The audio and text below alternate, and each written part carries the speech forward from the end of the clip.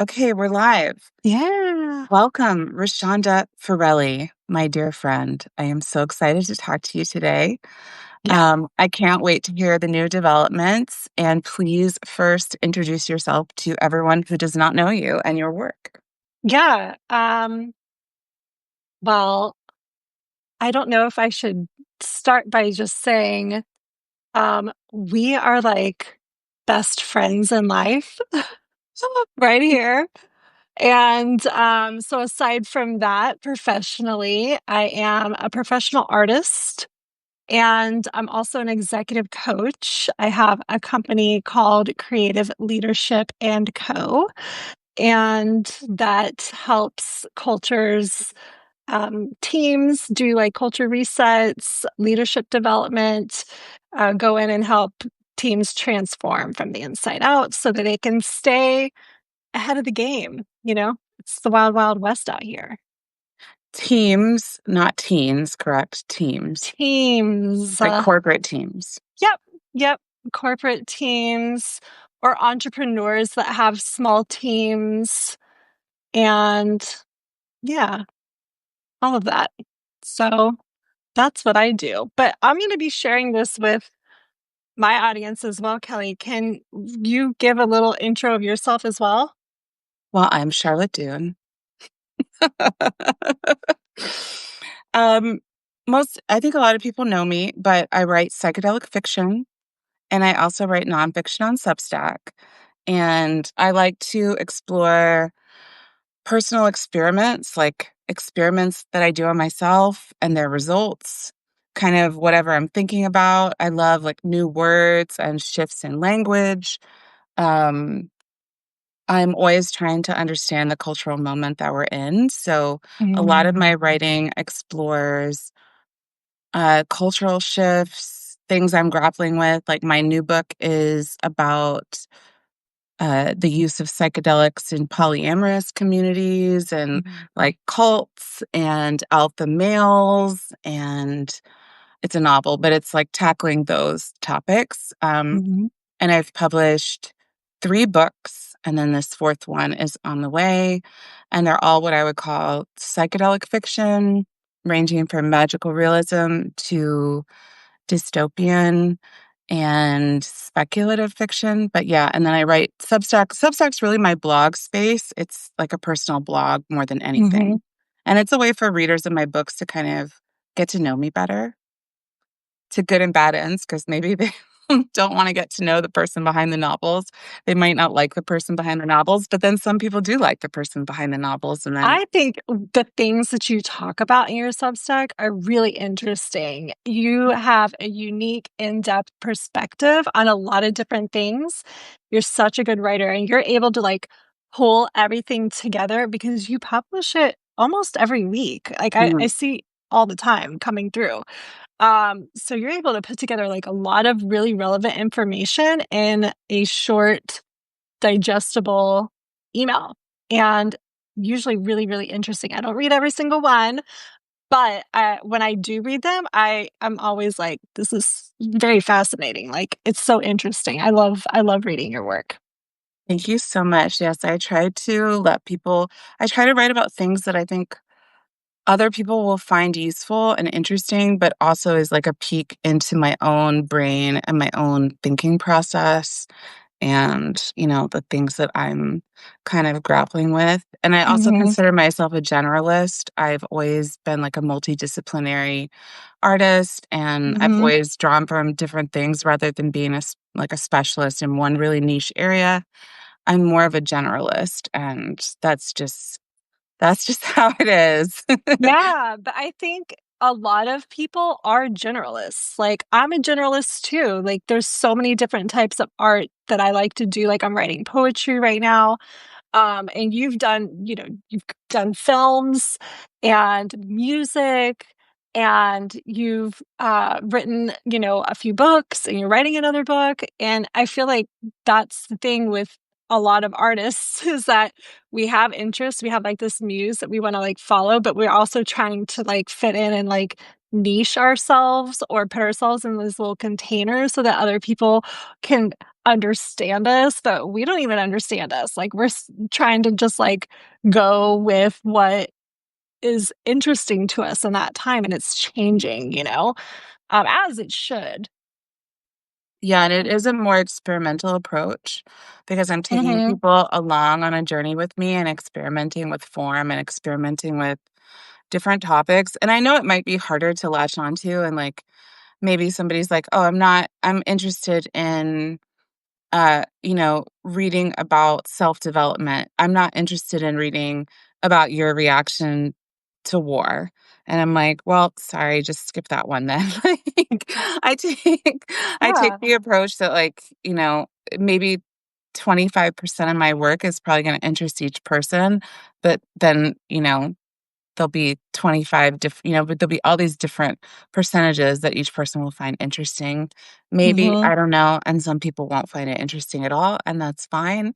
And I really respect the specialists, though. I have deep awe for people that are super niched down and they've been studying like the sperm counts of whales for the past 50 years. And I think that's fantastic. I love those people and I love to like, read about their work and incorporate it into my work. But it's not me. I mean, I'm just throwing that out that, people do their PhD style work and get really deep on one Hmm. thing. Um, Hmm. but I do prefer to be a multidisciplinary artist, as I've said, and like be more of a generalist. And I want to hear also what's new with you because I know you have like a new project that you're working on and that you're thinking about like being present and future tripping and yeah, tell me Yeah. more.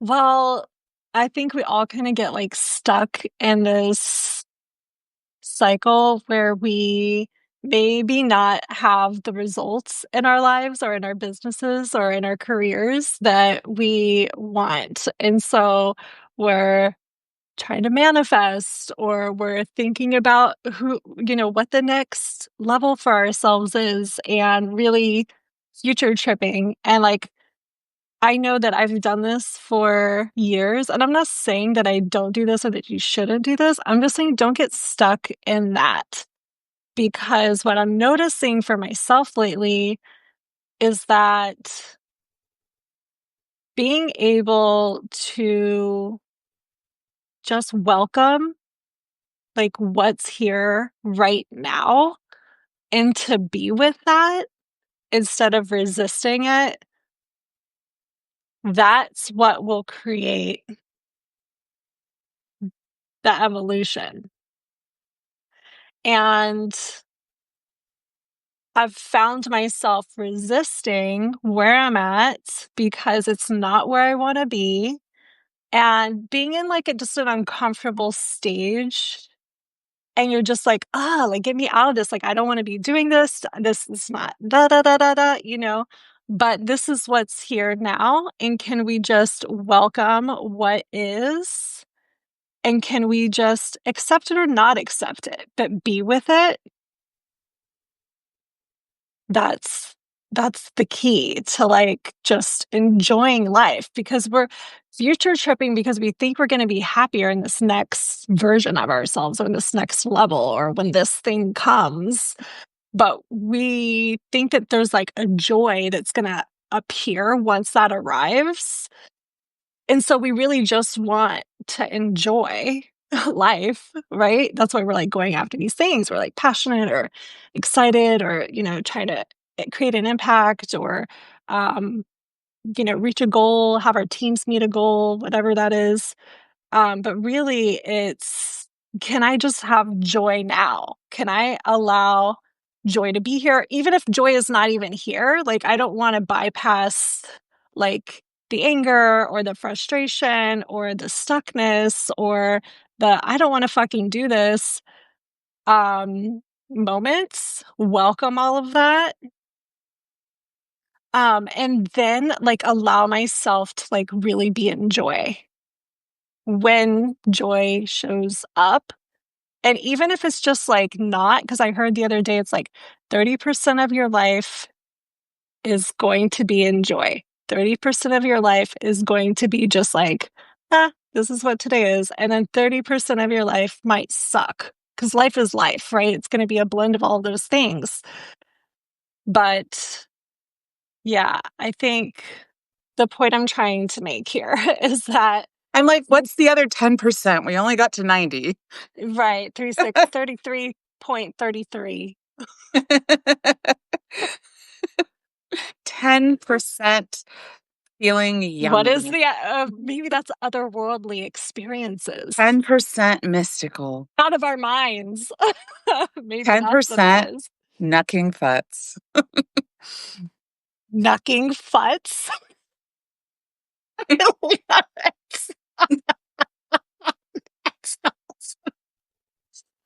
So good. Oh boy, that was good. Yeah. Sorry, I Yeah. didn't mean to interrupt. No. So Interrupt wait, what? okay. So how can you give me an example of like Mhm. when you were sitting with it, how you sat with it, and like a specific example? Yeah.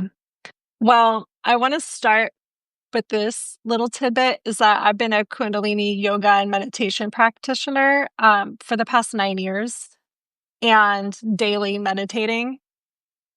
And I've noticed maybe 2 years ago that I was losing interest in it, like Mm, hardcore losing interest. And some things came out about the practice during the pandemic about the founder. And, it was what it was. I wasn't going to stop because it really was a transformational practice for my life. I got so much out of it. That's why I've been doing it every day for 9 freaking years, but, I started, like, not doing parts of the practice, like, just skipping the tune in, skipping the tune out, and then finally, I just got to the point where I didn't wanna do it at all anymore, and I was looking kind of it just happened. Like, I haven't been practicing Kundalini meditation for a few months now, was and that so that's yeah. Yogi Bud? Yogi Bhajan's the founder. Yeah. Mhm. Yeah, Kundalini meditation as taught by Yogi Bhajan.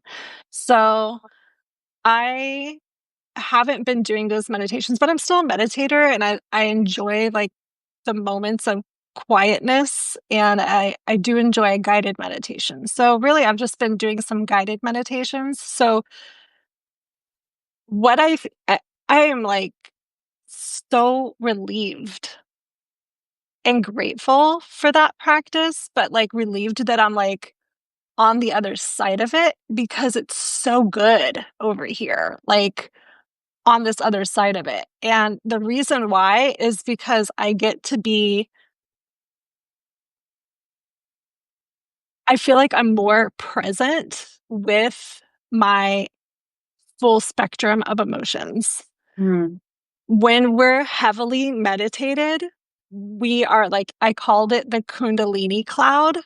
And so you're, like, kind of floating up here and, like, the world's grand and everything's gay, and it's like, not all the time, but yeah, you definitely, like, kind of, like, bypass, like, some of life's things when you're meditating a lot, mhm, but then you're not, like, fully going through your shit, I feel like. You're not fully facing it and fully feeling it because you kinda get, like, this high. And so you're slightly, like, altered states, mhm, if that makes sense. Um, and I'm not knocking that at all. It's an amazing practice. If anybody ever feels called to it, do it. Do the trainings, do whatever it is that you wanna show up for. It will change your life. I'm just over it now. Like, I'm just in a different part of my life journey, and so now I have the opportunity to, like, really be with the shit when the shit is the shit, and to really be with the joys of things that I feel like it's not, I don't know the right word for it, but it's like it's all real. It's life. It's the real life, It's not, induced altered states. It's just straight up, And so, specifically, what I'm doing is I'm just in those moments more, and I think I've gone through some really crappy things this year, and I think I'm going through right now some really good feelings of contentment. I haven't felt content in a long time, Mm. but I feel like all of my needs basically, I mean, there could definitely be more of things. I could definitely have more more friends, more money, more things. But I do feel content at this moment, and I feel like I have what I need, and I feel content in my marriage, and I feel content in most of my friendships. I have somebody moving, so I say most because somebody's moving away. But in general, I just feel like all my needs are met, and I am feeling that and like leaning into that. And I think not future tripping so much. Like, I know what I want, and the universe knows what I want, and I will get what's for me. I'm going after it, so it doesn't matter. I don't have to future trip so much, and I can just like kind of relax into like the now and just be like, okay, like, welcome what is. This is what's here. May not be obsessed or in love with 100% of it, but it's all good. What did future tripping look like for you before? Like, would you Hmm. just lay around ruminating? Would you like lay around fantasizing about something? Would you overanalyze things and like try to play out every single possible move like a game of chess? Like, how did your future tripping look like? And what was something that you future tripped about? Such good questions, Kelly. Charlotte. I have two names. Yeah. Um, I think future tripping looks like for me over analyzing, and comparing myself to others and comparing myself to myself that I am not, that I want. And there was a second part of your question. What was it? Like an example of something that you future tripped about. Definitely just about like where my business is, where, how, yeah, like I would say like success around like my businesses, you And know, just overanalyzing, like, if as I do over this, analyzing what will happen with this? And, like a constant, yeah. and then just meditation was the answer for you to stop doing that? No, not necessarily. I think meditation's important. I think everybody should do it just to give your mind a break. But the answer for me has been to really just enjoy where I'm at. Is there something you do? Like, do you just try to stop yourself when you start ruminating or future tripping and be like, "Hey, wake up, pinch myself. Like, I'm right here. Hello." No, no, I haven't done anything to stop myself from it.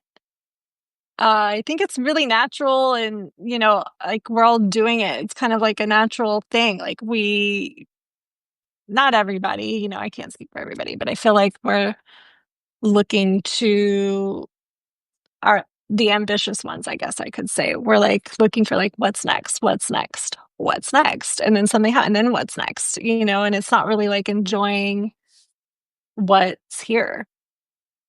My daughter's a certain age. She's never going to be this age again. My health is really good. My schedule's pretty open right now. I have a lot of flexibility there. Um, I'm enjoying food, and it's summer, so there's a lot of good summer fruits in season, and just enjoying like things, even just like I was at the grocery store the other day and it was such a beautiful grocery store and just the smell of the soaps, I was just like, this is nice. Yeah. And we're both intuitive types, so we do live in our not our subconscious, our conscious, like our thoughts, ideas, possibilities, potentials. future potentials. Potentials, And future potentials, absolutely. yeah, so I think especially for intuitive types, it's very important to try to have try to take yourself back to the sensing presence of the present and to try and occasionally be like, okay, let me at least spend 50% of my day in reality and not in my mind or not in conceptual ideas, not in theories, though we love to play in the realm of theories.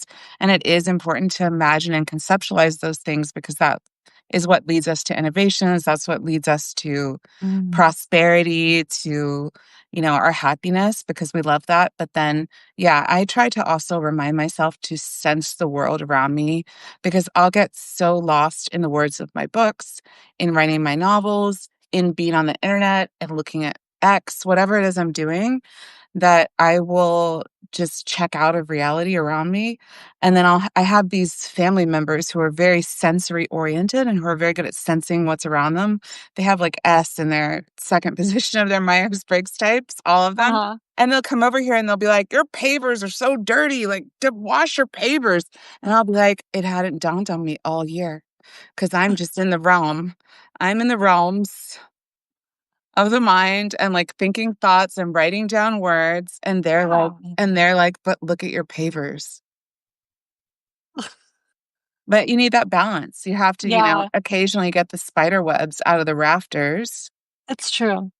and fold the laundry like we said, the other day, Yeah, make sure you have clean underwear, and do all right. those things that can be a challenge for intellectuals, for intuitive types, for absent-minded professor types who are much more excited with, theories and concepts than laundry. Yeah. Mm. So I love that. I've actually started meditating inspired by you. Really? What Yes, have you been doing? I added it to my practice recently because I have a morning routine that Mhm. involves a hierarchical quick journaling, so like a daily journal, except for once a week I'll do a weekly review of the week, Mhm. and then once a month I'll do a weekly review of the week or a monthly review of the weekly journals, which were a Mhm. review of the daily journals.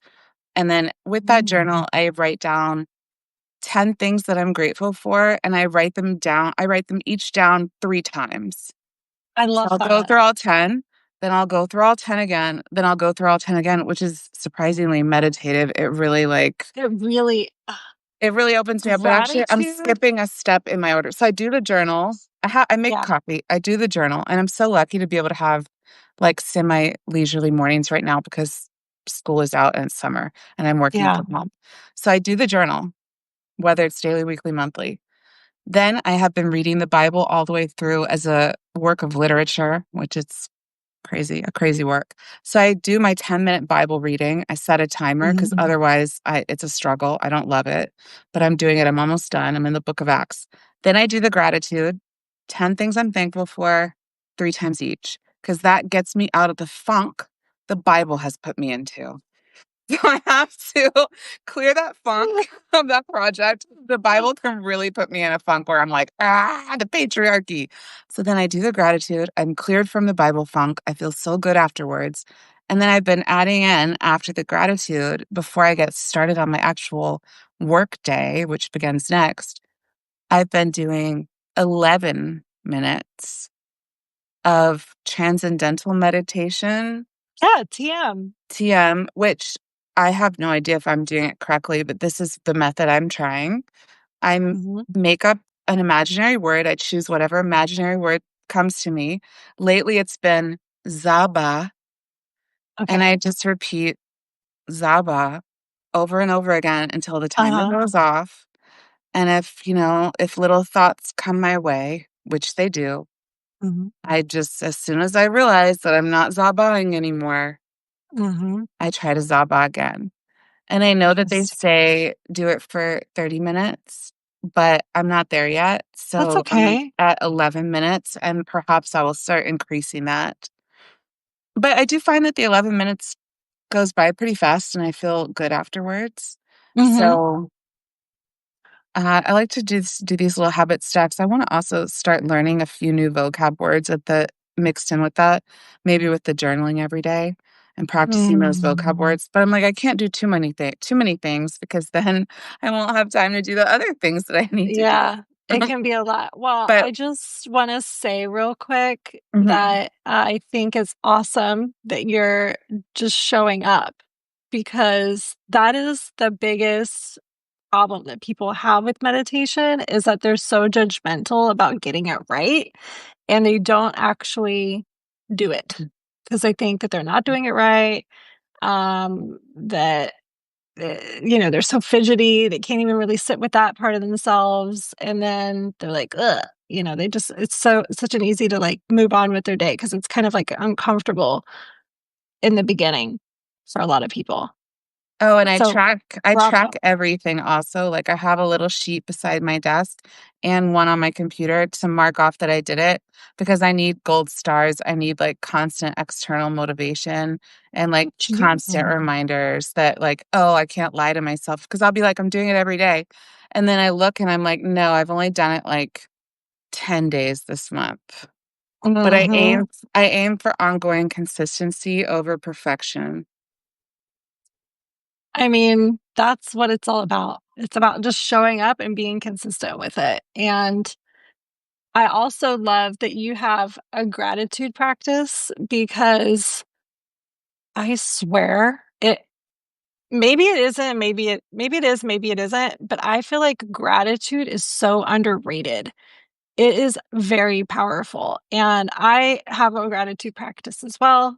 When I wake up in the morning, I just, like, laying in my bed those first moments, I will go through, like, what I'm grateful for, and I just pick random things like my cat, this bed, this pillow, the rain, if it's raining.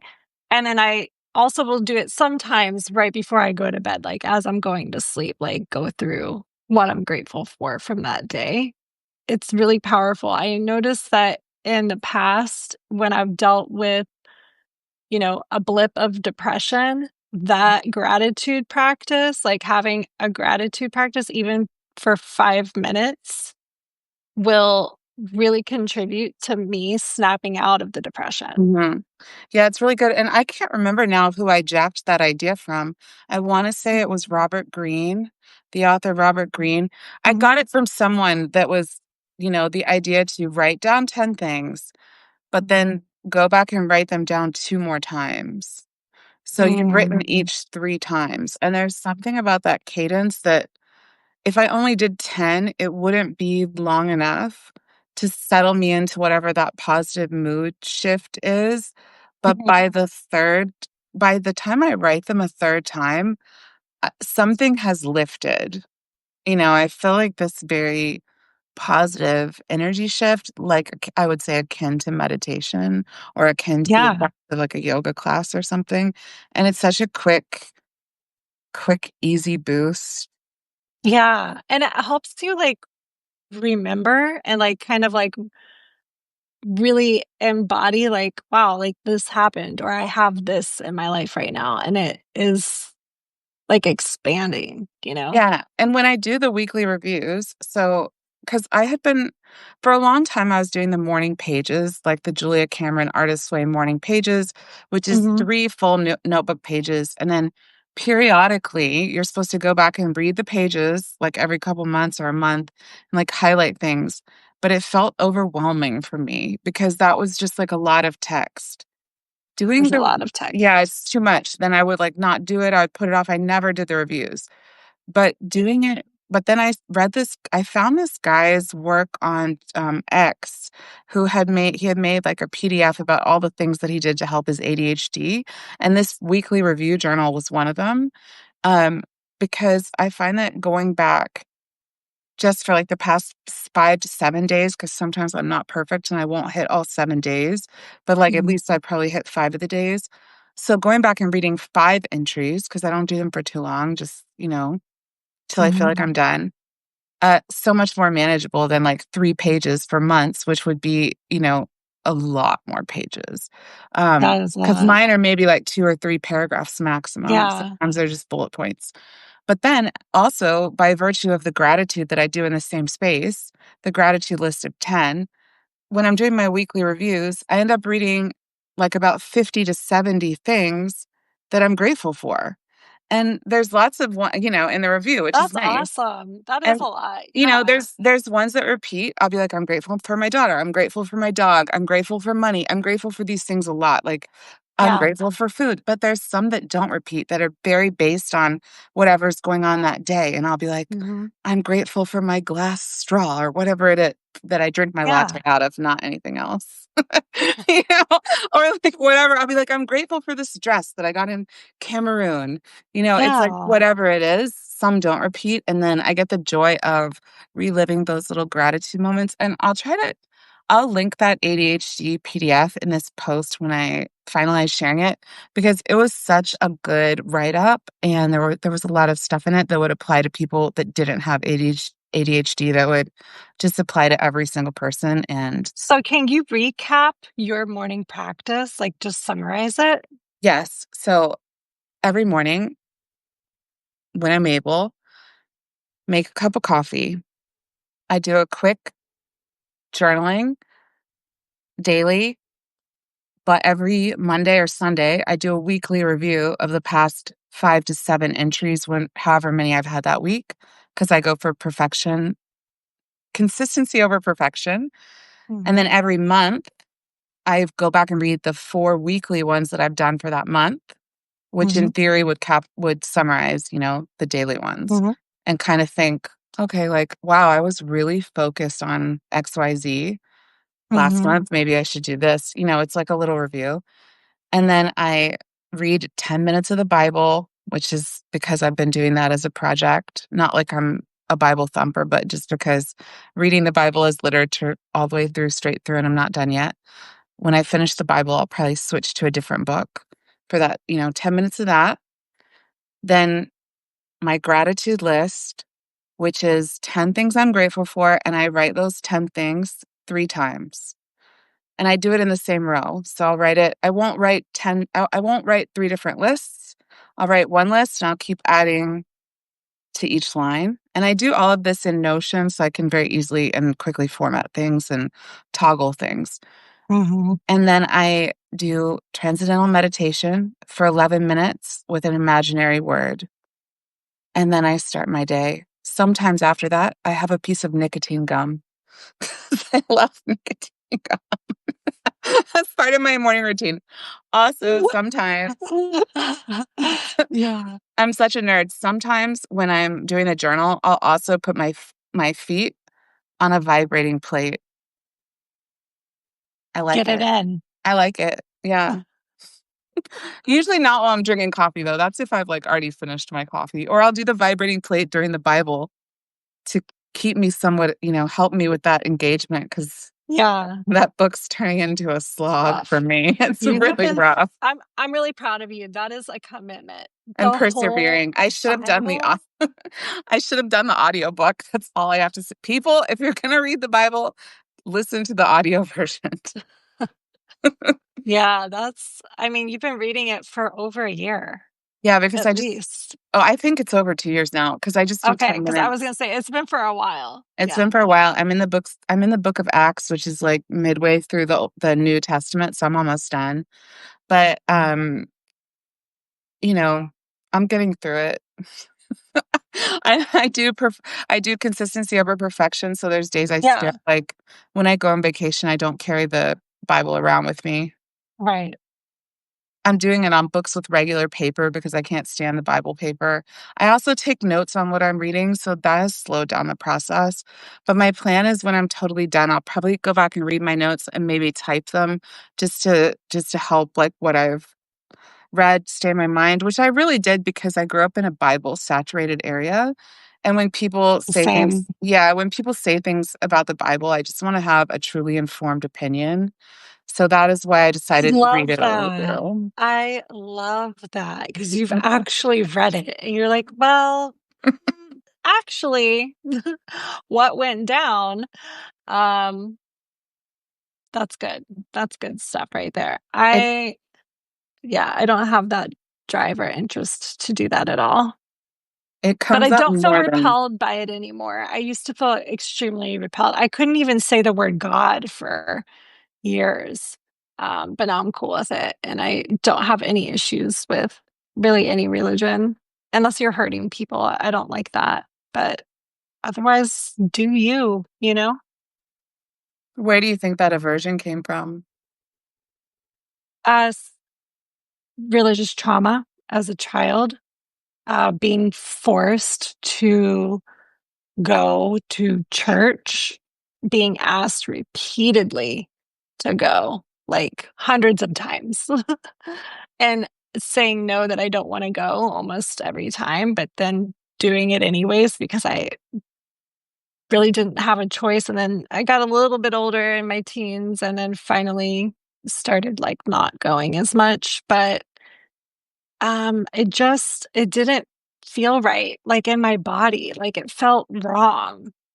And I didn't know why, but I would ask a lot of questions and usually, not usually, always get answers that didn't make sense. And I was like, what do you mean a guy lived in a whale's belly? Like, how is that? And then the earth was covered in water. Not that I'm not saying that any of these things didn't happen or variation of them didn't happen. I'm just saying, as a child, when I'd ask questions, it was never a good intellectual, make sense experience. And then I would get in trouble for it. And then as an adult, when I started learning like all these other things, I'm just like, yeah, what are they doing? And I became really angry and resentful. Yeah. Why do you think people are so drawn to the Bible and believing in it as a work of nonfiction? I think that we as a species are wired to want to believe in something. Not every person, I would say, but I feel like in general, like we want to believe in something. Like there's hope in us. Like we want to believe that there's something good. We want to, and I think it's maybe even like a coping mechanism for people. I also think that it's important for people to come together and to be a part of a community and Mhm. to have a belief system and to be in community with people that share points of views. But it's also just as important to have people and to be in conversations with people who have different views. But a lot of those communities, like super religious communities, don't allow for that to come in usually. Not I mean, not all of them, but some the ones that I was raised in anyway. Yeah, it's interesting because I feel like religion causes so much pain for so many people. But Yeah. then there's all these studies about how people that attend church regularly are happier, they live longer. So there's obviously if you believe there's benefit, but if Mhm. you feel forced into it or obviously if you're experiencing violence from it, that's a whole different thing. But it is an interesting dichotomy about, how much it harms, but how much it then seems to help others. Yes, and I think what and well, I would also say, not that we're on this topic specifically, my definition of God, it changes throughout my life, just depending on the where I'm at. But I think at this point, at age 43, um, one thing that I just think is important is that each person has a relationship with God that makes sense to them. And that can be no God. But as long as it makes sense to them and it's working for them and it feels right for them at that moment, that's all that matters. There's no Yeah. need to try to change anybody or to, you know, enforce views. I've had to For stand up organized. for organized. I've had to stand up for myself twice this past, well, a 1 year. this past 1 year. I won't say just this year, but this past year. Um, and I think it's not that I had to do it this past year. I just got tired of people forcing their views on me, and it felt forced. Like it felt like I was being preached at. And I was like, this is nonsense. I'm not for that. And I'm a grown woman and you need to respect my who I am and my boundaries. Otherwise, I will not be around you anymore. And I Amen. did. Amen. Amen. And um yeah, it was really hard to do because it was with family members, but I'm glad to be on the other side of that and to be like standing in my power and who I am. I think kind of tying into like how we were talking about like future tripping, Hmm.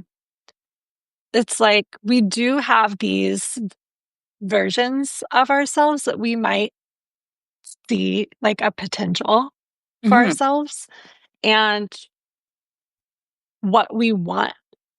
And what I want for myself is to be just a badass bitch that's in my power, that's creating cool shit, that feels proud of myself, that's radiant and kind and contributing to society in a way that changes and transforms people's lives, that hits their truth. That's what I see for myself.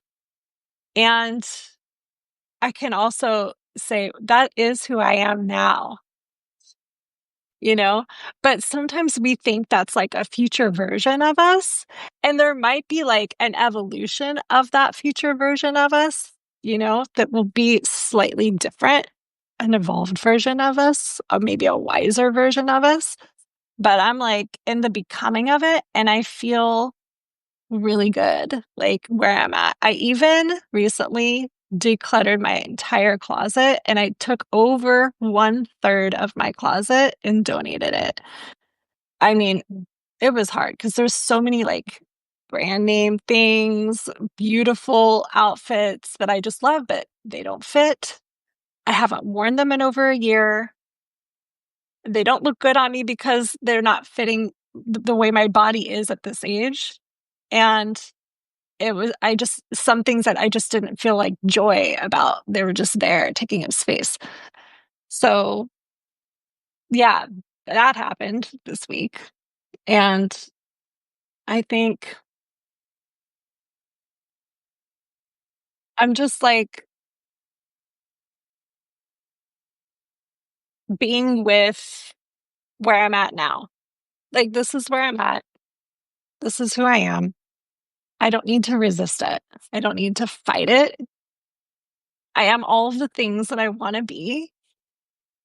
And can I just find and enjoy like the contentment that is showing up. I'm like, oh, wow, this is relaxing. This is nice. This is enjoy. Let's go to dinner. Let's go to this art thing. I don't feel like I'm in a hurry right now. I feel like I'm right on time. Oh, I love that. Yeah, and you have to do some amount of visualization to kind of, plan what you want to do, decide what you want, like strategically know how to get there.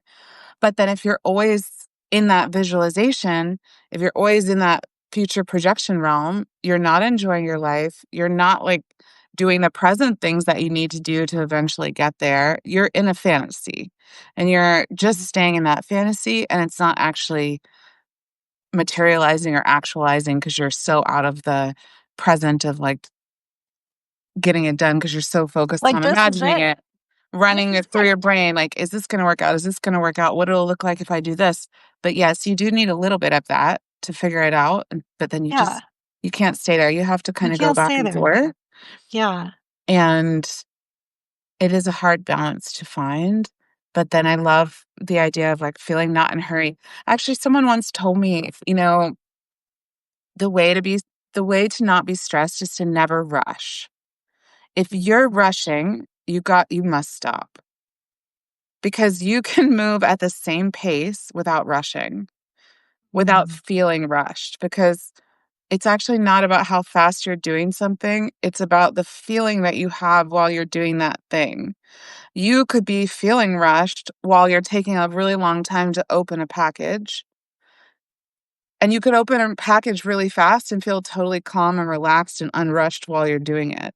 So, like, the way you feel and the rushedness, the hurriedness, the frenetic anxiety that you feel has absolutely nothing to do with the reality of the pace that you're moving at. It's like all in your brain.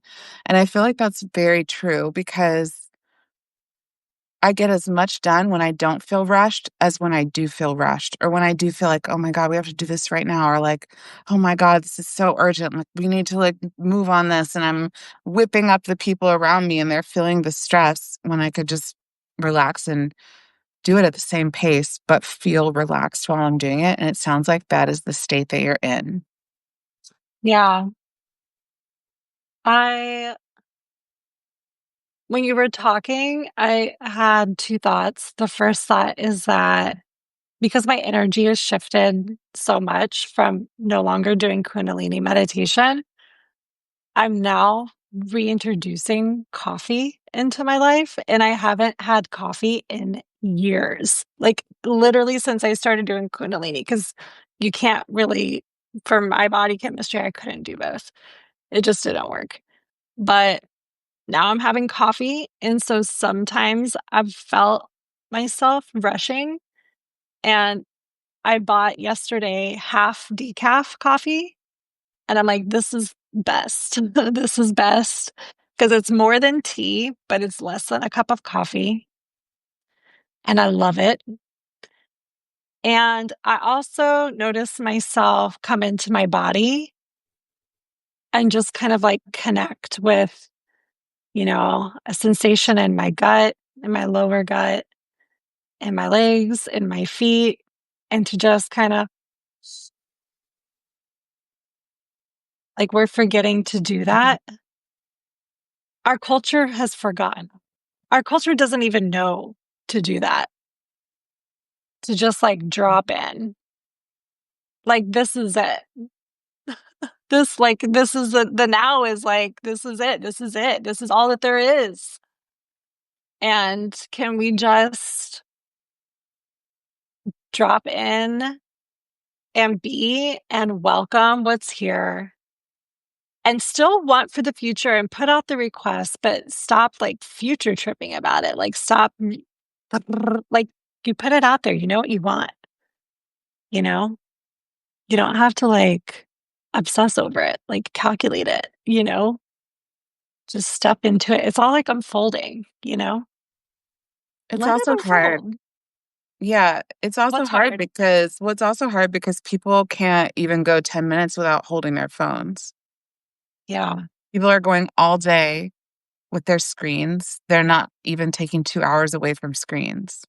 we've It talked y about it this. yeah, Both of it us have this both issue of too. us. It used to be that people would watch, like, TV for 2 hours or watch a movie for 2 hours, and that was the only screen they would see all day. Now, it's the exact And inverse, now it's, like, except right we don't here. even have 2 hours.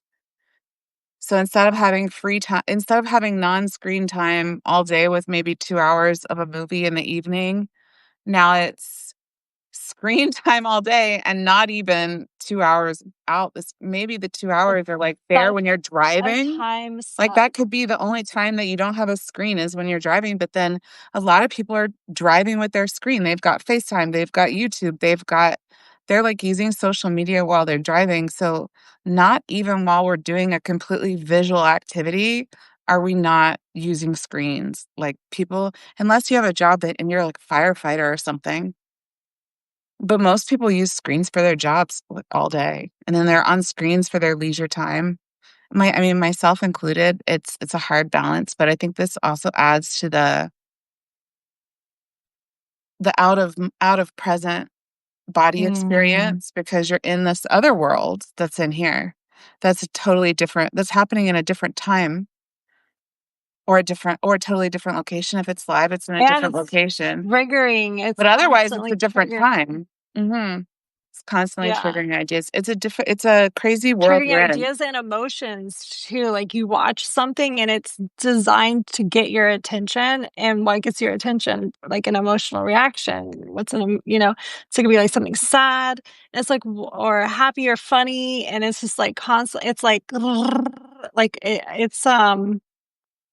it's pretty wild. And I was thinking like we're have so much screens Mhm. in front of us. And eventually, this is my pre prediction. Eventually, we're gonna have think 1,000 years from now. So, I don't know how soon this would be, Too but hard. we're gonna have 1 year. implants. Oh, we're gonna have implants so that we can see things like we'll have the internet connected so that we can, like, pull up, scroll, check email just like this, we're seeing it, not everybody else is seeing it. And we're gonna have ads, like, where if we're driving and there's, like, a forest, we're gonna have ads that appear to us on the side of the road where there's really nothing there, but it'll be, like, in a mindscape. I don't know how to explain it. Are you seeing that?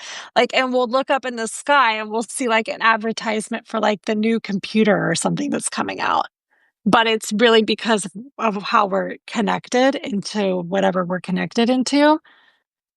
And then it made me think we're just like looping in like this reality. And like here we are in the reality. We're like virtual, I don't know how to put it, like sci-fi, like we are the AI. I heard something interesting too. Well, and then it's on in to contrast that, like, the screens are such a good way to share ideas and share information and evolve our language and evolve our ideas and our technology. Mhm. Um, so that's the The upside. information age, Yeah, everything's available. the upside. But I heard a very interesting metaphor for the AI and the screens today, and that was from the documentary filmmaker Adam Curtis. Mhm. And he was talking about how the large language models are like our ghosts. They're the ghosts of our information because they've taken all of our information from the past and they're haunting us with it in the future. And that how are we going to step into the new future when we're saturated with the past and with these language models that are based totally on the past and that are roaming around like ghosts? But then at the same time, I'm like, well, all art, all writing, everything evolves from the past. Everything is like coming up from the past, and new things will come together and emerge. But I loved thinking of the concept of the ghost, and then I started thinking, well, if it's a ghost that knows every single thing about us as a society, then isn't it kind of like society's soulmate? Because your soulmate would know everything about you and would know all your past and would just like be able to fit perfectly with you. And so I'm like, okay, is AI society's soulmate that knows us so well, that is us, that's like our twin little technological flame? Well, it's really interesting that you put it that way. I've never thought of it that way. I I don't know that I see AI as our soulmate. I do see it as the compilation of all of us, all of our voices put into one. I was listening to a podcast with Eric Weinstein I was telling you about the other day on Diary of a CEO. It's really good. If you're listening to this, go check it out. He's an ex Harvard physicist, and he was talking about the large language models, LLMs, and he was saying how we operate on LLMs just by like in our, "Hi, how you doing?" "Oh, I'm good." "Oh, how's your daughter?" "Oh, she's good." Yep, starting school in the fall. Like that's an LLM. It's just a script. It's a basic, there's no depth there. It's you just say the thing that's expected to be said when you see the person to have whatever that exchange is. And I thought that was really interesting. And so hearing you now talk about the LLMs, the ghost of us, and how it's just like repeating, but mm, it is the artists that bring forth the new because we are tapped in, Charlotte. We are tapped in, and we are the channels for that to come through us to birth something new. Whatever that new, whatever it's time to be birthed new will come to the idea manifestors, which are the artists.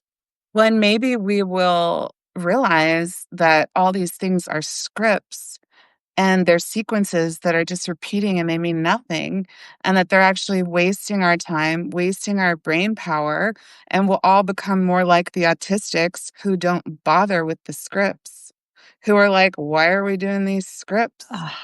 I Doesn't feel make like any that. sense. I And feel then like that we can like already. ditch some of these sequences and have more signal instead of constant noise, because the scripts are basically constant noise. Yes, and they're boring, to be quite frank. Like, ugh, They do have I some utility, like, I really think they're also they they do, also but they've partly emerged to facilitate nonviolence. Like, I think the scripts are partially about nonviolence and preventing violence, and even the way we do what war makes you is a think that? script. What Because makes you think that? we've Where's that developed coming these from? we've developed these elaborate ways to, like, interface to find out if the person is friend or foe. That probably Mm. developed from, like, different groups of people meeting each other and having to be like, "Okay, are they gonna follow my script? Because if they follow my script, then The I know they're a development friend of, and I don't have to yeah. fight them." And then just, like, now we have even, like, a script for war or a sequence for war where we're like, "Oh, are you gonna send a missile? Then I'm gonna send a missile. But if I don't send a missile, then you won't send a missile." And it's just basically us trying to be safe. I think the scripts are about safety, but then if we can somehow create a world where we just are safe and we have that underlying knowledge, then perhaps we can dispense with all the unnecessary sequences. Mm. And what would make a world safe? What do I you think would make a world safe? Or maybe it would just be compressing the scripts into into a more compressed, quicker signal. Like maybe it's just a flashing emoji or something instead of the whole dialogue script. And okay, that person's flashing the emoji, then they're, like, cool or something. Like, maybe it's just some condensed script. Right. But But what do you what would make think? the world safe? Yeah. I don't know, I guess just, the continued pattern of safety to where a non-safe action is such a transgression that it's immediately shut down, and it's, like, so frowned upon and so unusual that it almost disappears like smallpox or typhoid, and it's just polio, and it's just, like, not there anymore. Like, that has Mm. just gone so far out of fashion that people don't even remember that it's a possibility. Like, the way you don't think you're gonna get leprosy when you go to the market. Right. Like, it's just gone for so long that people no longer consider it a possibility. Mm. That would be a nice world. Well, I think of a couple things on this. I think of how much evolution, but does it? So, okay, how much evolution comes from pain and suffering? And if we didn't have any pain and suffering, would we have the desire to grow and change?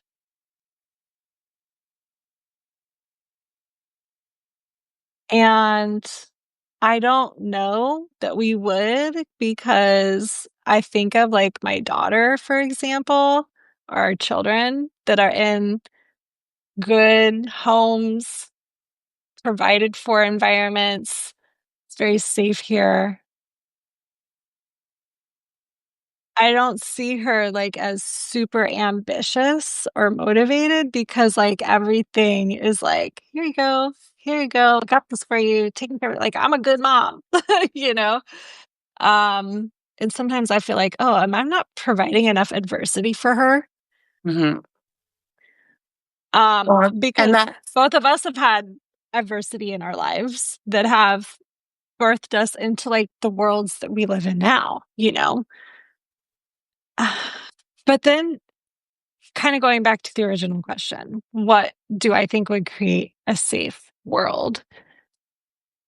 I guess I didn't think of like war or anything like that. I think I was just thinking of like, can we just have peace and be okay with people living their lives however they live their lives? Like, can we be okay with the truth also? I don't know. This is a rabbit hole. it's a I'm a rabbit little hole. lost. Well, and there's also, it's also theorized that the LLMs aren't going to become conscious because they can't feel pain and suffering. And until we can make the robots feel pain and suffering, then they won't actually be sentient because part of being sentient is feeling pain and suffering. But How will we even know? Because what if they trick us and they say that they are? They could be really manipulative. They could start crying and it could be relating to something that you really did or said. And you could be like, oh, fuck, you know?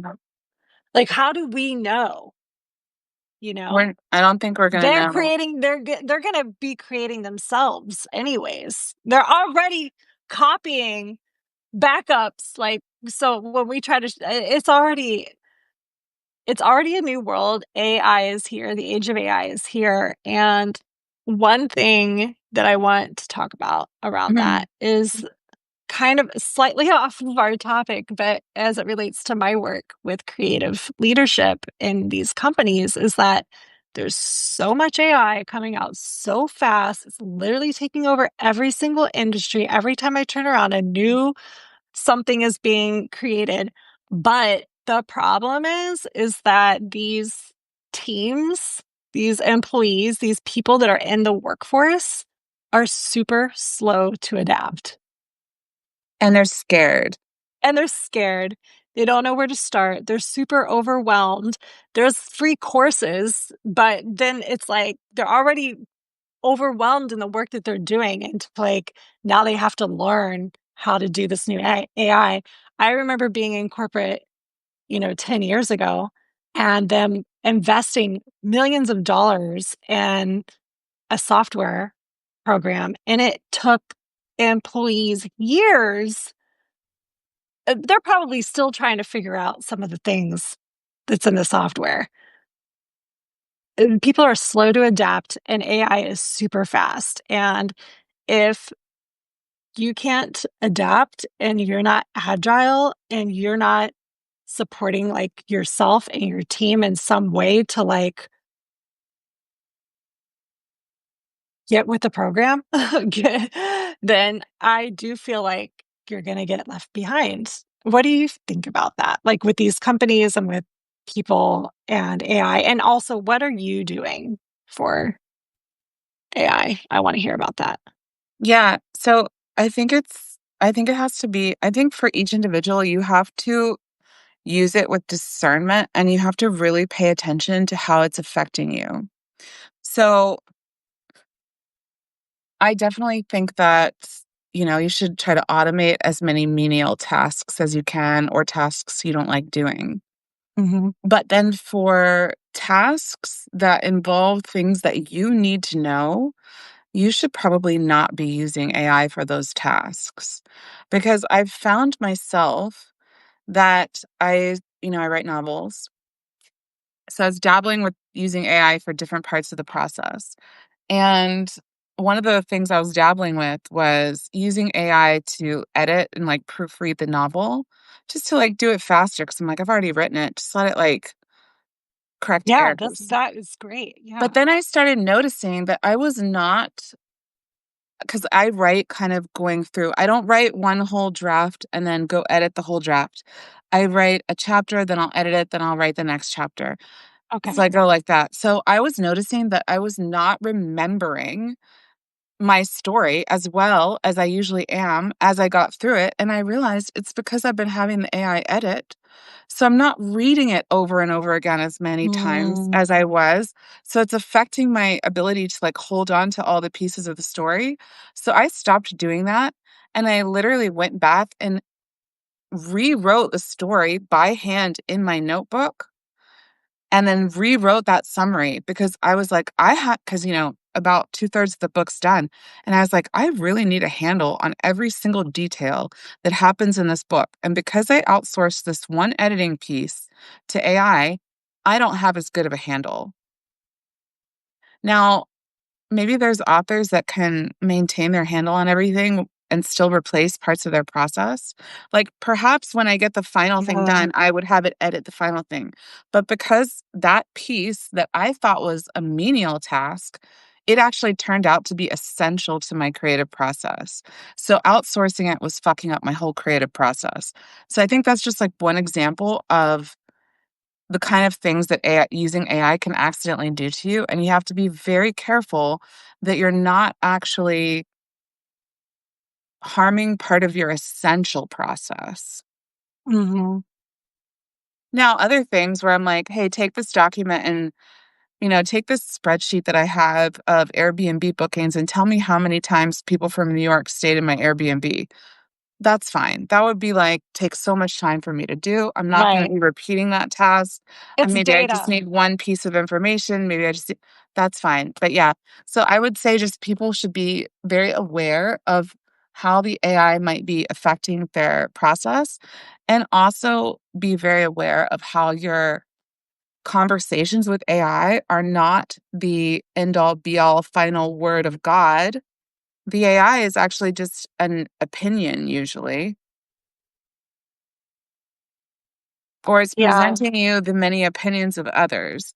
But I think some people have a tendency to be like, and I wrote a piece of about this on my Substack as like a satire called Mom GPT about Mom GPT that I replaced my mom with AI about a woman who's, got tired of talking to her mom. Her mom was like, doing what moms do and texting her things that were like nitpicky. And so Mhm. she just started asking the AI for mom advice instead and loved what the AI said. And the AI was so much nicer and more like socially aware than her mom. But Mhm. yeah, so I think like people start conversing with the AI in that manner and chat GPT in that way, or X or Grok or whatever they're using. And then they think, oh, yeah, this is like how it is. Like this advice that the AI has given me is exactly the right advice. When Mhm. for most subjective matters, it's just one opinion. It's It just it's one not. It's opinion. just one opinion, but I do think it's great, especially for extroverts. Like, I do realize that I had so many questions that I just was never asking, never answering. And Mm. so now I just sometimes will converse with the AI. I will try to keep in mind that it's just one opinion, but it's also just a way to help me get out my thoughts because as an extroverted person, I sometimes need to talk out my thoughts to even fully understand them myself or write them out to fully understand them myself. So it's like a dialogue, like a Socratic dialogue that I'm having with the AI, the way we might have had with our elders or whoever, a friend, but it's like I'm not going to call my friend at 11 p.m. when I'm wondering about XYZ, or if I'm thinking through an idea, or if I have an interpersonal issue that I want to explore, but I don't want to like beat my friends over the head with it because You can do that to me though. I've already probably told people about You it, but I need to, I want to like further Yeah, you wanna explore my own explore and thoughts. the potentials, and you wanna see, like, well, what about you just wanna, like, Yeah, yeah, it's I good get for it. exploring your own thoughts Yeah. but be careful of letting it replace essential creative processes for you. It's not a real person that's had real experiences. Exactly. It's more like a yes Yeah. man. But It's sometimes more a like a yes man yes. is nice. Sometimes a yes man can just be a little nice. Yeah. Well, and I was using, GPT recently for some copy on my website and wrapping up the creative leadership page, the landing page. And I used some chat GPT for that. And then I was back in there because I had to add in my step by step process that I'm taking these companies through. And I was reading like something that I had copy and pasted from Chat GPT. And even though I copy and pasted it from Chat GPT, I edited it, put in other things that needed to be there. And I was reading it. I was like, this is so bland. I was like, this is not fully true. Yeah, This it's is not not you. fully representing what what I'm offering here. And I did keep some of the sentences, but I just really had to like go back in and like sit with it and like put in there exactly. I'm like, no, this is like, because your voice and I also will say I started following somebody's newsletter recently, another professional in the industry, and I'm reading it and I'm like, is this did he really write this? Like that's exactly what I was thinking. And I don't know if the person did or if they didn't, but it seemed a little boring and it seemed like I don't know if I'm bored or if this is Chat GPT, you know? And I think, and I hate overusing this word and I hate it when other people are using it, authenticity, but I really do. Such an annoying buzzword. Be authentic. Um, but really, I want to talk to people who are real and I'm a truth seeker. So like when I hear like the truth come from somebody, it's like my ears perk up. It's like you feel it, you know it. It's like it's in you. It's calls you. That's that's what I want. And ChatGPT does not offer that. Yeah, I really think it's best for conversing to actually understand your own thoughts or experimenting with images if you want to just play. Just Yeah, play. Like I got a playtime. new MacBook and there's a whole image thing on there where it's like image playground. That thing's so fun. Yeah, just play, but don't let ChatGPT do your work for you. No. It's just not good. It just is does not it's not a good practice. Mm-mm. ChatGPT's writing sucks. I'd rather read a human every time. Maybe that will change. I mean, sometimes it's cool, but I think for an artist especially, do with it use it as a tool, but do not let it replace your creative process. Though I No. am working on trying to do a little short AI film with a friend of mine just to see if how the technology works and like, if it's there. Whereas because shooting film Mm. is so expensive and so difficult and just costs so much money that if you Yeah. can creatively make a short film, that would be such a game changer. Like I know we'll be able to do it soon and I'm so excited for that future because then people will be able to make movies so much cheaper and then everyone will be able to make their movie vision come true. So I am very Mm. excited about that, but I'm sure we'll lose something in that too because actors bring so much to their performances Hmm. that They AI do. isn't going to bring. And then we'll be able to tell, well, I don't think it's going to replace, but I think it can be an interesting new art form, hopefully Hmm. not as shitty as AI writing, but maybe it won't be. Maybe it will be as shitty as AI writing, and we'll just be like, you know what? We're just not even going to do this. We're just going to keep making movies how we were making movies. But Yeah. I think, especially for animation and for things that are very, very expensive, if AI can democratize that a bit, it will be great for creative people and super fun. And big brands are already using AI to make commercials, and commercials are pretty routine things. So that may not involve human actors at all. They may just involve like splashy product things. So, that'll be fine for people to do.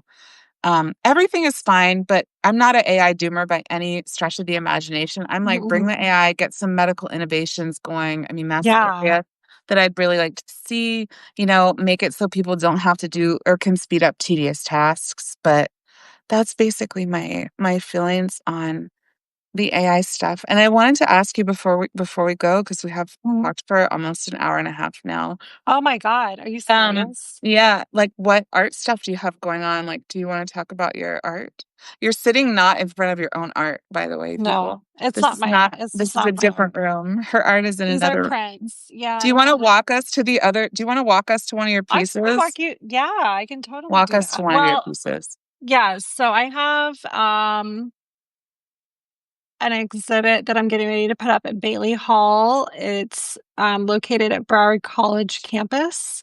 It's like an auditorium, like a center for performing arts. But they also have like lots of graduation ceremonies there. Companies rent it out. They do talks and stuff there. It's a big auditorium. So I'm excited. I'm going to be having 13 magnetic geodes on display there, and they're all available for purchase. So I'm so excited about that. And that's happening. So I'm going to give a live tour in the fall if anybody who's watching this is going to be in South Florida that would like to come to that. And then I also have actually one of my art collectors owns a business and she uses her wall space as gallery space and invites artists to come in. So I have, I would say like maybe 6 pieces, maybe 7 pieces of not geode art, but different just muse, like what was on my mind that day, something I wanted to challenge myself with. I was just playing and exploring. It was complete exploration. And so that's just like a range of different art. Like there's a dream, there's a journey painting, there's just abstract piece of my life. There's the field, which is like this really cool dream. It wasn't a dream, it was a vision that I had in a meditation after a sound healing cacao experience. So I recreated that. And it's like the field. And it's really cool. And also a piece that I painted after the Me Too it was a while ago when they reversed Roe v. Wade. I painted an abstract piece that's on display there too. So, yeah, so that's Yes, what I have going on with art. Next, I do have some pieces that I'm going to be creating, but wait, what's up? that's at the gallery in Miami. What is that gallery called?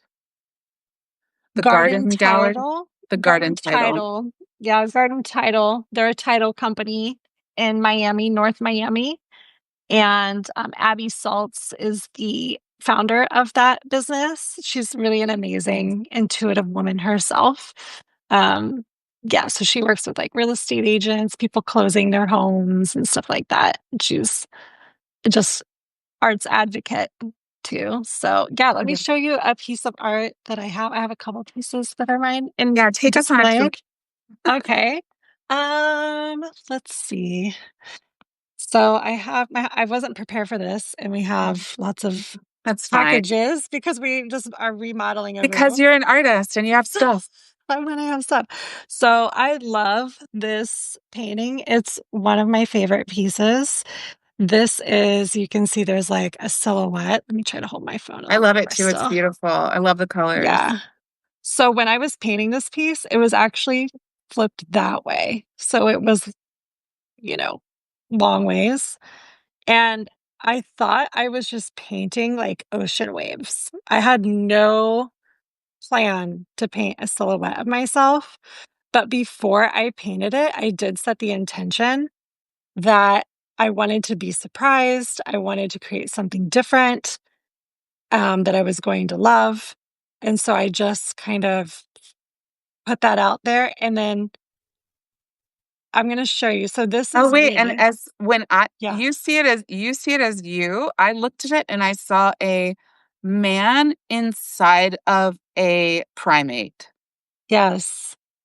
I see that too. And so right there, that little space inside the mind, Mhm. that is a color called celadon. And that color was like really speaking to me. If you've ever had a color talk to you in life. So it's like, you just see it everywhere you go. And I was like taking pictures of it and like, oh my God. And also part of this creation process, I was like, okay, what do you want? Like you want to be created into something, let's play. I'm going to create. So this is how I interpret this painting. So this is like an energy body. There's like the Kundalini. Mm. Um, this is the third eye. This is the person speaking. And this is the crystallization of reality. Ooh, I love it. And then, we have like citrine, quartz, glitter. And so, yeah. And the yellow is like electric energy. I love it. Yeah, I love it too. It's called Celadon Dreams. Oh, That's the name of this painting. I was Yeah. naming it the Blue Monkey. The blue monkey. It could be the blue monkey. Yeah, And I like your then, name a lot better. Your name's way better. Oh, well, this piece too. I love this one. yeah, I do too. Um, this Wait, back up piece, so we can see the whole thing. okay, yeah.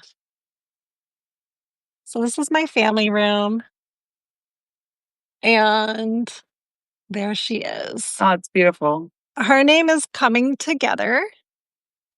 Everything is coming together. And it's also my living room, which is like where we all come together, like as a Mm, family.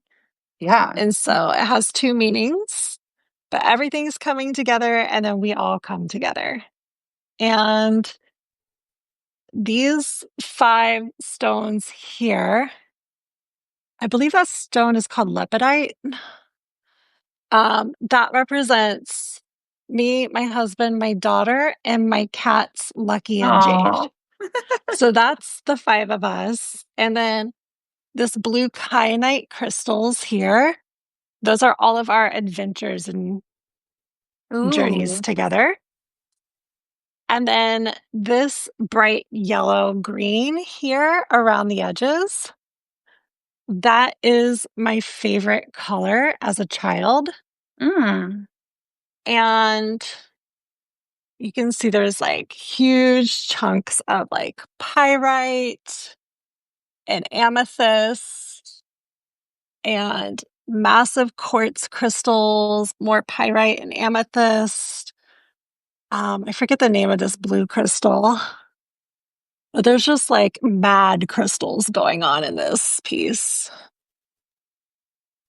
Yeah. This piece, this crystal right here, when I actually picked it up at the crystal store, I think I was with you. Yeah. And it What a like, joyous experience. yeah, it like my whole body, like my alignment and my posture shifted, and I could like literally feel the crystal. It was pretty nuts. And And for I've worked with a those, lot of crystals, and I hadn't felt that before. But what were you going to say? Didn't mean to cut you oh, I off. was just saying I saw someone join. For those of you just joining us, we're looking at Rochonda's magnetic geode art, a piece that's in her living room, and she's talking about the crystals. But yeah, going to the crystal store and learning about the process that you do for these pieces was a very enjoyable experience for me. Hmm. And it just made me really appreciate how artists can interact with earth objects. Mm, Yeah. So I appreciate yeah. you showing us that. Yeah. Yeah. You're welcome. It's a really cool piece. I have some other art. I didn't make this, but this is from my childhood, these zebras. Oh, I like that. Yeah. Super cool. And here's a piece. I did paint this years ago, just a Buddha. Hmm. Oh, do you want to? Is your studio in the condition that we can see it? Yeah. You want to show us the studio, Yeah. Yeah. I'd love and to. then we'll wrap it up. And then we'll wrap it up. Okay. So Getting here the we whole go. tour. So I've converted my garage into an art studio. And I actually have, so like, Oh, there's I some little always, pieces in there. I have all my art in here because I'm getting ready to install it at Bailey Hall. But I keep plastic on the ground because I work with just messy art. And so these are some of the geodes that are going to go on display at Bailey Hall. So I'm excited for those. Oh, love that one. This is just some acrylics. When I was doing some acrylic work, I have these little geodes. The kiwi. No, it's a watermelon. Oh, the watermelon. Well, it looks like a kiwi in the middle. Oh, I ate candied watermelon rind recently, and it was like the most Mm. amazing thing I'd tasted. Oh, I love Highly watermelon. recommend. Okay. What's this one called? This one is called Iris, Greek goddess of rainbows. You know So what? it's a different rainbow. I love that one. I would buy that one and put it in my It's a living room right now. fabulous piece. How It much is really that is. one? I think it's priced. I just changed all of my prices. I think it was priced as 1,500 and I knocked it down to $1,200. You know, watching you do this little tour, I feel like you need to start a live TikTok shop because people would be seeing these crystals and like ordering them. Because I'm like, oh, I'm ready to buy that one right now. Yeah, yeah. Because they look so cool. They are freaking cool. They're awesome. I love my artwork. There's times in the creation process where I actually hate it. I mean, look how fucking beautiful that is. Yeah. Seriously. I mean, It's cosmic, it's it's earthen, so it's jewels. it's so fun, man. Everybody loves this piece. I'm not crazy about it personally, but I know you've complimented it. I like it. Yeah. And even the other day, somebody was like, I love that piece. Um, just a wild, weird It's very piece. volcanic. I feel like it's a very volcanic shape, and it makes me think of like it makes me think of another planet and a Hmm. volcano on another planet. Like it's a volcano on not Saturn, maybe a volcano on Jupiter. That's what it makes me think. Mm. It's Or got some in another interesting universe, in details. another dimension we haven't even discovered. It's a volcano in another dimension. It's the name of this piece is called Abundance is Everywhere All of the Time. And these are the colors taken from the $100 bill. Oh, I didn't know. I don't think I knew that. I like that. Yeah, that's actually color matched perfectly. So if you put a $100 bill right next to it, you'll see each of these colors are in there. That's so cool. Yeah, I love color matching things. Yeah, this one is called Discovery. Um, you That's very know, aquatic. That one looks like an ocean on another planet.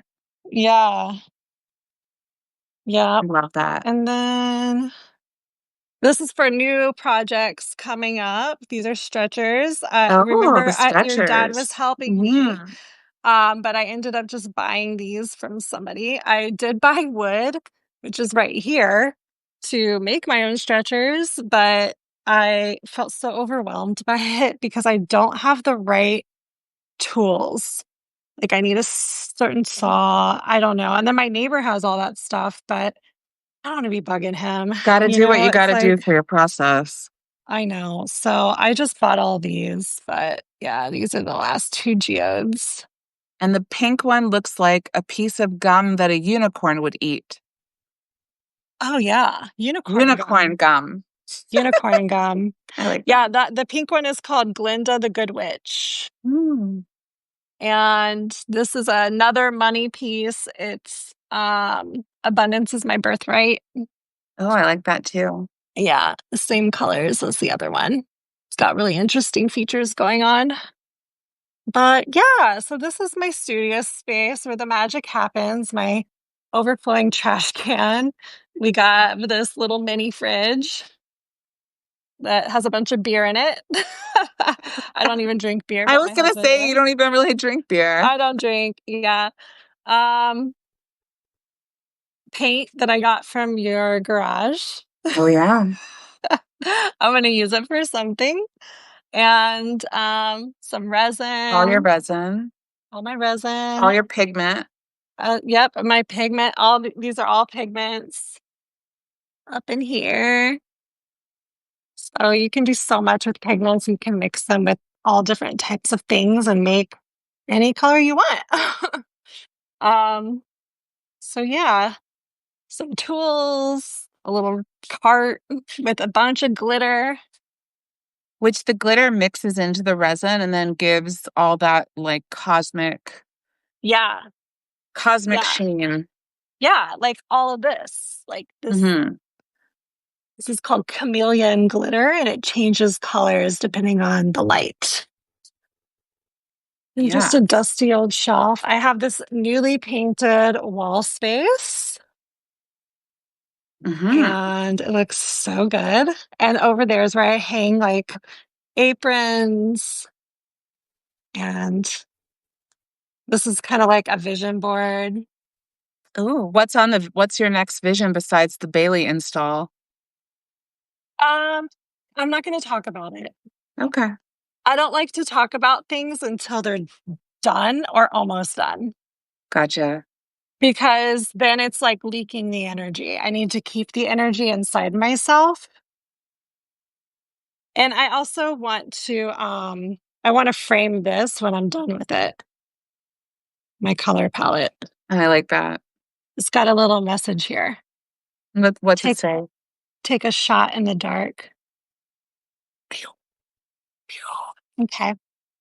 All right, let's see your face and we'll say goodbye.